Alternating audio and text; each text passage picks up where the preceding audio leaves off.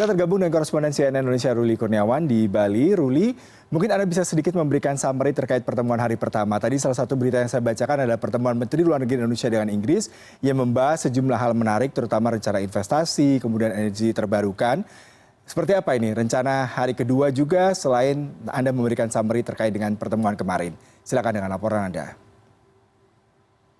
Ya, selamat pagi Yuda. Dan memang Menteri Luar Negeri negara-negara anggota G20 dan juga sejumlah Menteri Luar Negeri negara-negara di luar G20 yang diundang untuk mengikuti Foreign Minister Meetings Nusa Dua Bali ini sudah berkumpul di venue utama dan nampaknya sebentar lagi mereka akan melaksanakan rangkaian ataupun program pertemuan dari pagi hingga sore hari nanti.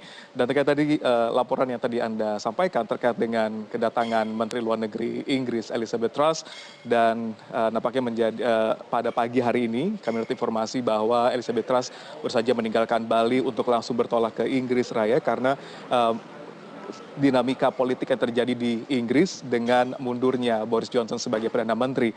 Dan memang Elizabeth Truss menjadi salah satu calon yang digadang-gadangkan di Inggris untuk menggantikan posisi Boris Johnson sebagai Perdana Menteri. Nah, kita akan lihat nanti ke depannya seperti apa.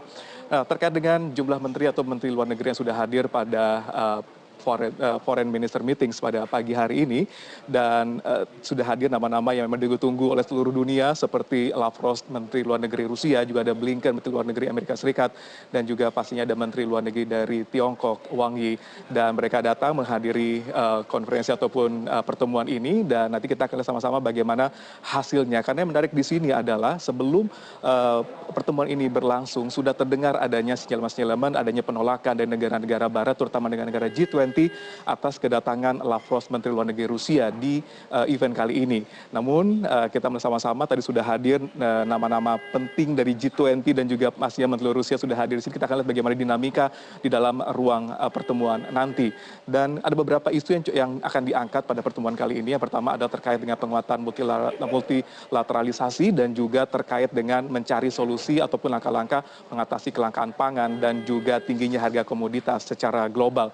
Dan memang isu-isu inilah yang nampaknya akan banyak dibahas pada pertemuan G20 Foreign Minister Meeting kali ini, karena kalau kita merujuk dari sejumlah pertemuan bilateral antara Menteri Luar Negeri Indonesia Retno Marsudi dengan sejumlah Menteri Luar Negeri negara-negara G20 maupun yang di luar G20, memang sebagian besar mereka mengangkat tema-tema yang juga diangkat pada sesi pertama dan sesi kedua pada pagi hingga sore hari ini. Saya coba mensummary sedikit Yuda terkait dengan pertemuan bilateral sudah berlangsung atau sudah terjadi antara Retno Marsudi dengan sejumlah Menteri Luar Negeri seperti Menteri Luar Negeri dari Korea Selatan, Park Jin, di mana kedua Menlu sepakat atau berkomitmen untuk memulihkan rantai pasokan global terkait dengan makanan dan pupuk terkait dengan invasi Rusia ke Ukraina, dan juga bahkan Korea Selatan menginisiasi atau merekomendasikan akan sebaiknya dilakukan pertemuan 2+2 di mana pertemuan antara Menteri Luar Negeri dan juga Menteri Pertahanan antara kedua negara.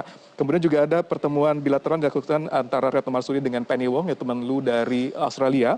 Cukup menarik karena dari pertemuan kedua Menlu ini terjadi komitmen bahwa kedua Menlu bersepakat untuk mencari solusi atas berbagai permasalahan ekonomi global dan juga terkait dengan solusi damai di Ukraina.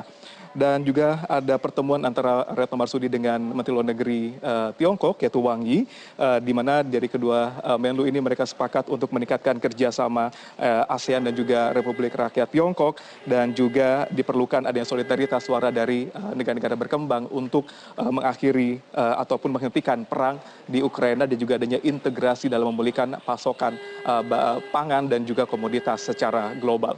Yuda. Baik Ruli, terima kasih untuk laporan langsung Anda dari Nusa Dua Bali. Selamat bertugas kembali.